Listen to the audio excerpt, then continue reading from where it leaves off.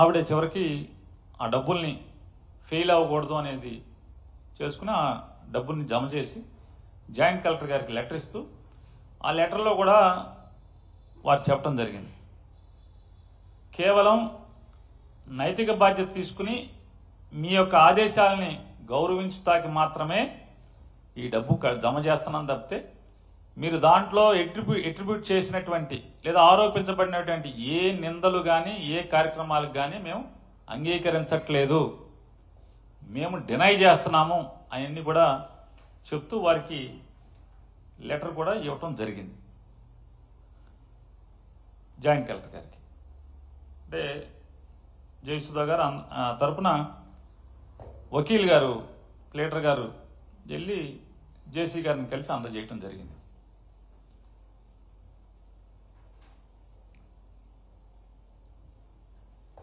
పదమూడవ తారీఖునే ఉదయం జయసుధా గారు జిల్లా కోర్టులో బెయిల్ మూవ్ చేశారు. బెయిల్ మూవ్ చేసిన తర్వాత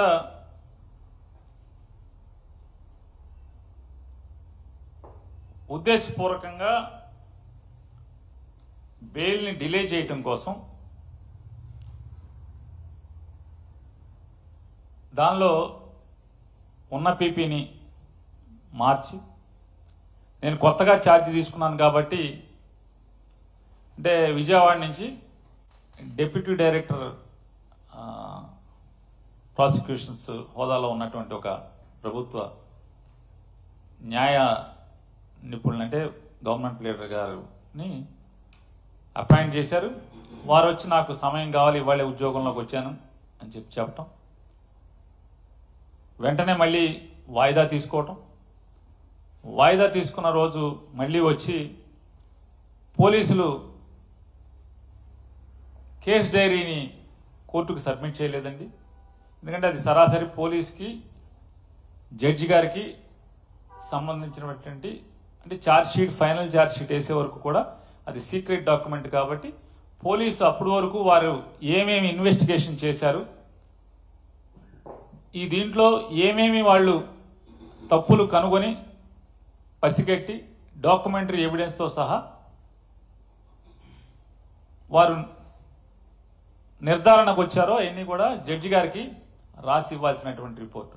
ఆ రోజు కూడా పోలీసులు ఇంకా సిడి తయారు చేయలేదండి అని చెప్పిన వాయిదా తీసుకుని నెక్స్ట్ వెంటనే ఆ పీపీ గారితో సెలవు పెట్టించారు. సెలవు పెట్టించి మళ్ళీ ఇంకొక వాయిదా, పీపీ గారి సెలవు అంటే ఇంకొక వాయిదా, మళ్ళీ ఆ సెలవు రోజుకి ఆవిడ రారని చెప్పని కొత్తగా మళ్ళీ ఒక మూడో కృష్ణుడు ఇంకో మూడో పీపీని కొత్తగా అపాయింట్ చేసి, అంటే ఇదంతా అంటే ఏదో రకంగా శ్రీమతి జయసుధ గారిని అట్లాగే వారిని అరెస్ట్ చేయడమే కాకుండా పేర్ని నానిని కూడా ఖచ్చితంగా అరెస్ట్ చేయాలనేటువంటి రాజకీయ కక్షతో ఈ కార్యక్రమాలన్నీ చేసుకుంటూ వస్తున్నారు. ఇదైతే అంటే నేను చూశాను చాలామంది టీవీ విశ్లేషకులు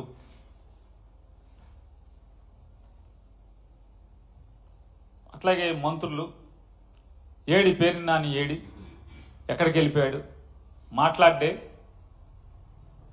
ఇన్నాళ్ళు ప్రతిదాన్ని వైసీపీ తరపున భుజాన్ని వేసుకుని మాట్లాడేవాడు, వాడి విషయానికి వచ్చేప్పటికి ఆడేం మాట్లాడట్లేదు, ఏమైపోయాడు, పారిపోయాడు పారిపోయాడు పారిపోయాడు. నేను ఎక్కడికి ఏం పారిపోలేదు. నేను అందరినీ కూడా ఎవరెవరైతే నేను పారిపోయానని చెప్పని మాట్లాడుతున్నారు,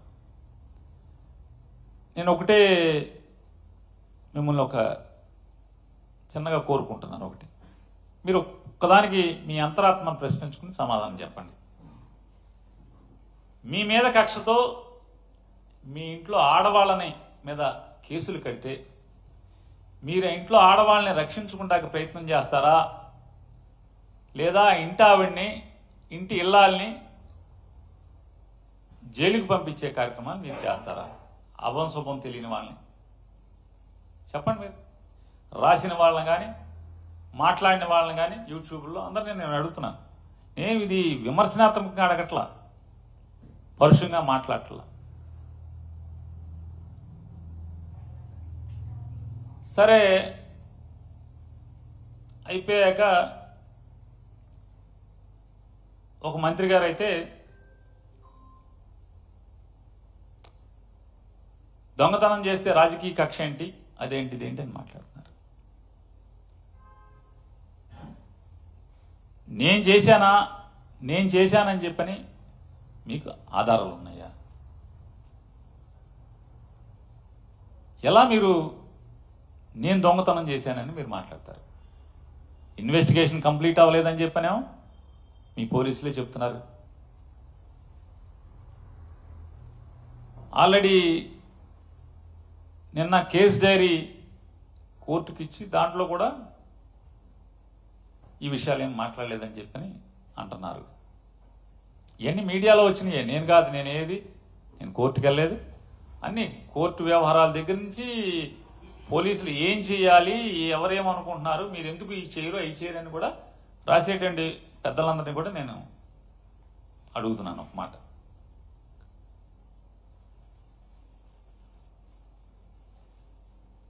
కేవలం అద్దెకి ఆశపడి గోడౌన్ కడతమే తప్పితే అద్దె వస్తుంది, దాని మీద లోన్ ఉంది,